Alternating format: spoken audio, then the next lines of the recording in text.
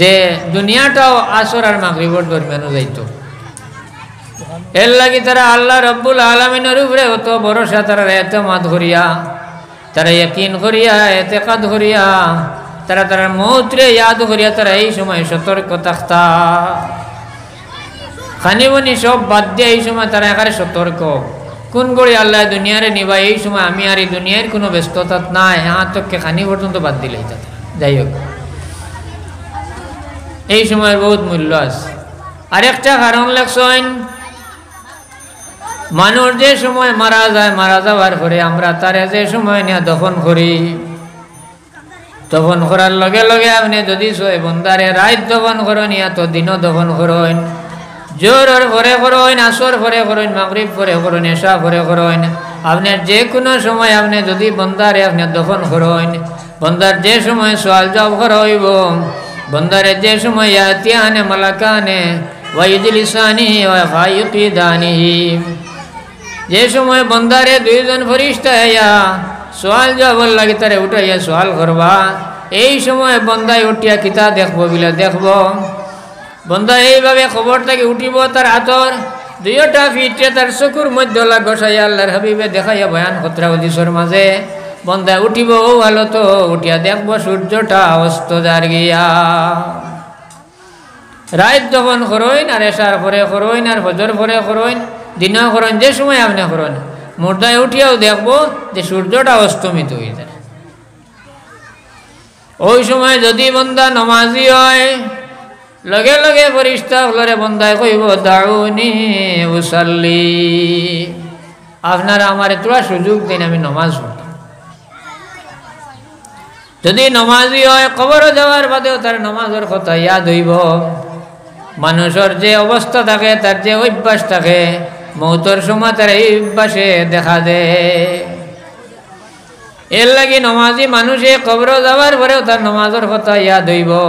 আর যে সময় নমাজের কথা তার ইয়াদ হয়ে যাইব, এটা তার পরকালের বালাইয়ের একটা লক্ষণ তার সামনে জাহির হইব। জমিনও আমরা সব রইমুন স্থায়ীভাবে, আমরা কেউ রইত সবর আমরা এই দুনিয়া ছাড়িয়া যাব। আমরা সারার বিশ্বাস এখানে আমরা আমানতু বিল্লাহির মাঝে 7 ফরজের মাঝে আমরা ঈমান আনছি। আমানতু বিল্লাহি ওয়া মালাইকাতিহি ওয়া কুতুবিহি ওয়া রুসুলিহি, কই আমরা একটা ফরজের মাঝে আমরা ঈমান আনছি যে আখিরাতের উপরে আমরা বিশ্বাস করছি, ওয়াল ইয়াউমিল আখির, আখিরাতের উপরে আমরা বিশ্বাস করছি। কিন্তু আমরা কার্যকলাপে বোঝা যায় আমরা এটার উপরে ইয়াকিন নাই, বিশ্বাস নাই। আমরা এই জমিন এটা হইল আমরা লাই ক্ষণস্থায়ী, পরকালের আমরা স্থায়ী জিন্দেগি রইয়া গেছি। আমরা কেমন বিবেক সম্পন্ন নিনা বেকুফ, নিজে নিজরে ফাল্লা উঠাইয়া আপনি বিচার করবা। এখন তো বর্তমানে দেখা যায় না, আগে আগে মানুষে খেত করতা বন্ধ, ছাতল দিতা, ছাতল দিয়ে এখন ঘর বানাইতাম মানুষ, এইখানটি আমরা কইতাম বাসাঘর। কোনোদিন কোনো মানুষে ফাঁকা দিয়ে বিল্ডিং করি বাসাঘর বানানি দেখলাইনি। যদি কোনো মানুষে বাসা করে এখান বিল্ডিং করি বানায়, তাইলে রে আমরা কিতা কইম কইন চাইন, সারা দুনিয়ার মানুষ এই করে পাগল কইবা, নাইলে এই করে একটা আহমক বেকুফ হিসাবে মানুষে সমঝিবা। হে বুঝের ইকানো হে রইত না, ও তো দান তুলিয়াও শেষ। ঠিক এইভাবে আমরার অবস্থা। আপনি ঘর বানাইতে না, এখানে আমি কইয়ান না আপনি ঘর বানাওক বাইরে, কিন্তু আপনার আমল আখলাক চলা ফিরাই আপনার বোঝা যাইতো যে আপনি পরকালের বিশ্বাসী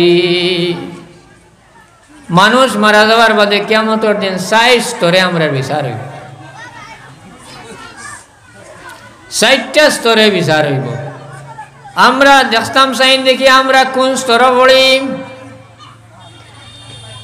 রব্বুল আলামিনে হাসরের মাঠে তার বান্দা হলরে জমাইয়া ১ নম্বর ১ স্তরের মানুষে আল্লাহ জমাইয়া মানুষে কইবা যাও তুমি জান্নাতের মধ্যে যাও গিয়া, এরার কোনো হিসাব নাই, বেহিসাব বেলা হিসাবে কোনো জাত আল্লাহ সওয়াল জবাব না করে এরা আল্লাহ জান্নাতের মধ্যে দিলাইব। বলে এরা কিলা হইব, আল্লাহ তো কইছেন তেন হিসাব নিকাশ করি এরারে দিতা, তাইলে এরা কিলা হইলা, এরা তো এরার আমলের মধ্যে কোনো একবারে গুনাহ নাইনি। এরার আমলের মধ্যে একটাও গুনাহ থাকতো না যারার, তারা একমাত্র নেককার যারা থাকবা এরার আমল নামার মাঝে কোনো জাত গুনাহ রইতো নাই।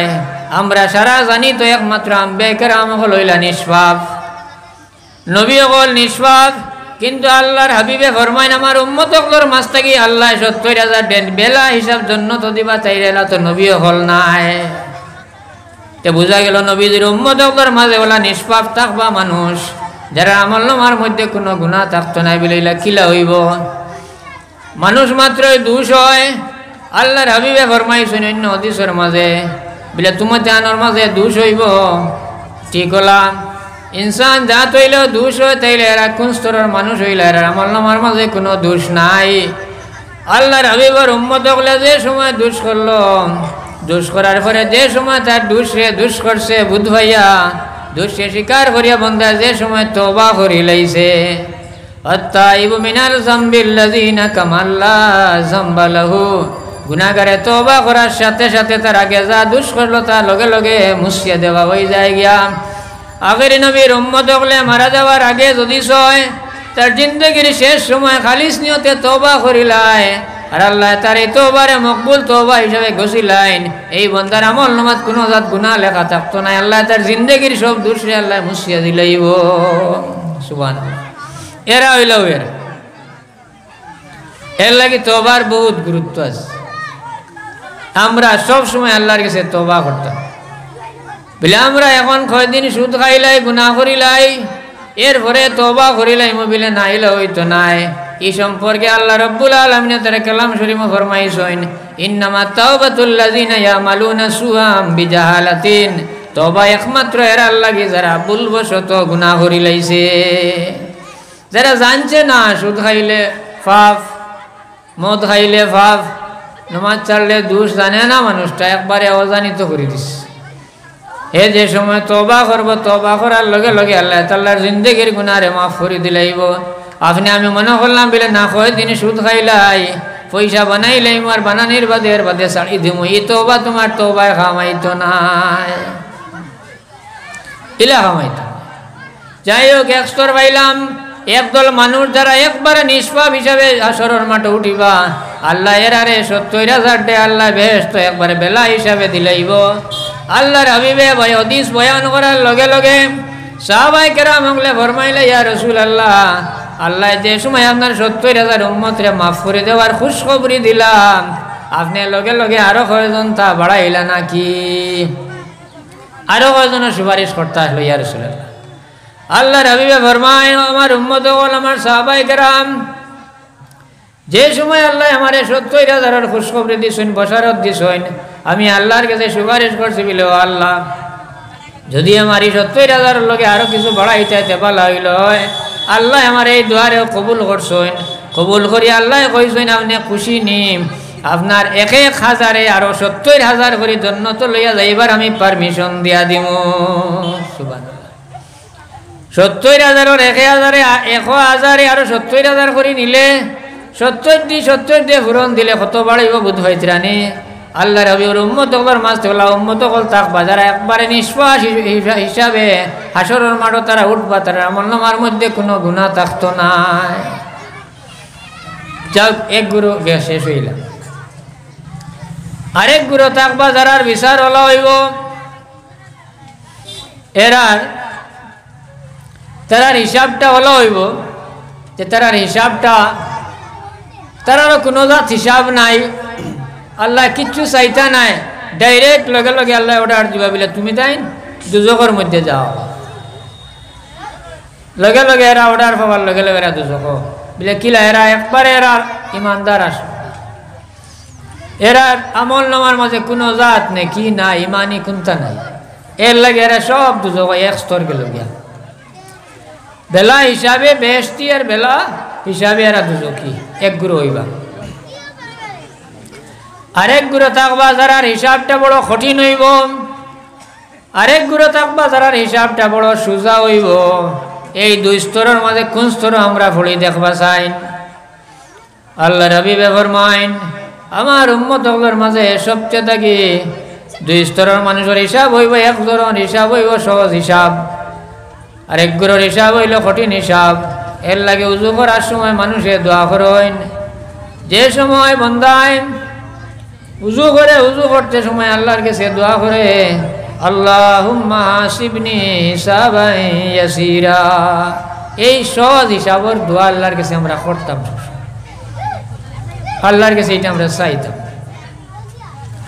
এই সহজ হিসাবটা কিলা আর কঠিন হিসাব কিলা আমি অন্যদিন কইম আপনারা ইনশাল্লাহ।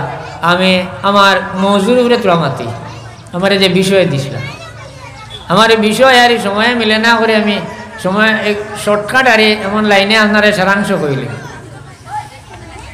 ব্যাপক এই বিষয়ের উপরে অনেক দীর্ঘ আলোচনা করার সময় দরকার। আমি আপনার সামনে তিলাওয়াত করলাম যে কোরআন শরীফের একটা আয়াতে করিমা, এক সূরার পয়লার বাইর থেকে আয়াত, যেটা সর্বপ্রথম আল্লাহ এই জমিনে নাজিল করলেন, ইকরা বিইসমি রাব্বিকাল্লাযী খালাক।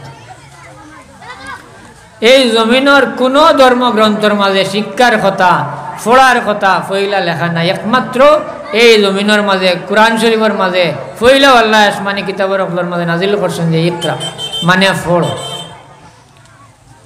এই পড়ার কথা ইসলাম ধর্মর এই ধর্মগ্রন্থের মাঝে সর্বপ্রথম আল্লাহ যে আয়াতে করিমা নাজিল করছেন, এর পয়লা যে শব্দটা ব্যবহার করা হয়েছে কলিমারে, ওটার মধ্যে পড়া শব্দ ব্যবহার করেছে ইকরা। আমরা কিন্তু পড়ার লোক না, আমরা পড়ারে গুরুত্ব দেই না। আর পড়ার বাদে আমরা পড়ার মর্যাদা রাখি না। আমার আগর মৌলানা সাহেব যে সময় একটা হদিস বয়ান কথা মনে আইছি যে আল্লাহর হাবিবের এক সাহাবী জিজ্ঞাসা, ইয়া রাসূলুল্লাহ, জমিনের মধ্যে বালা কিতা জিনিস, যে বালা কিতা জিনিস আল্লাহর হাবিবে জিজ্ঞাসা। এই নবী আল্লাহর হাবিবে ফরমাইতরা এই খারাপ কিতা জিনিস জিজ্ঞাসা, বলে ইয়া রাসূলুল্লাহ শহর কিতা জিনিস, বাদ কিতা জিনিস। আল্লাহর হাবিবে 3 বার কইছেন, এই হাদিসের মধ্যে আছে 3 বার কইছেন, খালি বাদ জিগাই না মারে বালা হোক কেন কইয়া নবী যে বালা বাদ 10 জনের কথা কইছেন। কইছেন জমিনের মধ্যে সবচেয়ে থাকি বালা যে জাত আর জমিনের মধ্যে বালাই করবা এরা হইলে গিয়ে আলিম হল, আর সবচেয়ে থাকি অমঙ্গল খারাপ যারা করবা এরা জমিন হইবা আলিম হল, অর্থাৎ জ্ঞানী মানুষ। তো বুঝা গেল জমিনও সবচেয়ে খারাপ কাজ করতে পারেন শিক্ষিত মানুষে, আর সবচেয়ে থাকি বালা কামা করতে পারেন শিক্ষিত মানুষ। এই শিক্ষাটা 2 স্তর। আমার একদিন একজনে কইলা, বিলে বহুত কষ্ট করে ধন সম্পদ কামাইলাম, কিন্তু শেষ সময় তারে বুড়া কি বয়স ফতরায়, বুড়া কি বয়স বাটিয়া আমারে ফাইনতে খাবা আইনি, আইজ বেটায় কয় দিন খাইল হো বেটায় কয় দিন, আয় রে আয় কই বেটায় শুকুর বানি ছাড়ি ইচ্ছুন। আর কইতরা যে ওলা কষ্ট করছি ফিটিত মখাও কাইছেন নদীর মাঝ কাম করছি, ওটা করিয়ে গিয়ে ফাইন তোরে ইয়ে করছি। আমি তানে কইলাম আপনি সম্পদ আগে চিনবাইছেন না, আমার খুব বাধ্যর মানুষ। কইলাম আপনি সম্পদ চিনছেন না, সম্পদ কিতা জিনিস। আপনি আপনার যে সম্পদ আওলাদ যে গুণ তোরে সম্পদ বানাইতে আসলো, ফুয়াবুড়িন তোরে আপনি যদি সম্পদ বানাই জমিনে মাল লাগে না, এটাই আপনারে ও পরিমাণ কদর করিয়া এটাই মৌত পর্যন্ত হেফাজত করবা, খবর নিয়ে তৈবা, মৌতর বাদেও এগুন থেকে আপনার ফায়দা হইবে। যদি জমিনে অগুন করে সম্পদ বানাইয়া তুই যাইতে পারেন, আমরা এই লাইনে নাই। এই জমিন যত জাত শিক্ষা আপনি দেন, যদি ধর্মীয় শিক্ষা এগুলো থাকে না, তাইলে এই শিক্ষায় তারে পারফেক্ট শিক্ষিত বানাইতো না। এগুলো ধর্মীয় শিক্ষা জেলা ন্যায় অন্যায়, মা বাপ, আত্মীয় স্বজন, সমাজ ব্যবহার কিলা শিক্ষা দেয়, অন্য কোনো শিক্ষা ইলা আপনারা শিক্ষা দিতে না। এটা আপনি আপনার আওলাদে শিখাইতে হইলে ধর্মীয় শিক্ষার উপরে আপনার গুরুত্ব দেওয়া লাগে। এখন একটা কথা আমি আপনারা বলব, আমি একটু জোর দিয়ে হই তার লাগে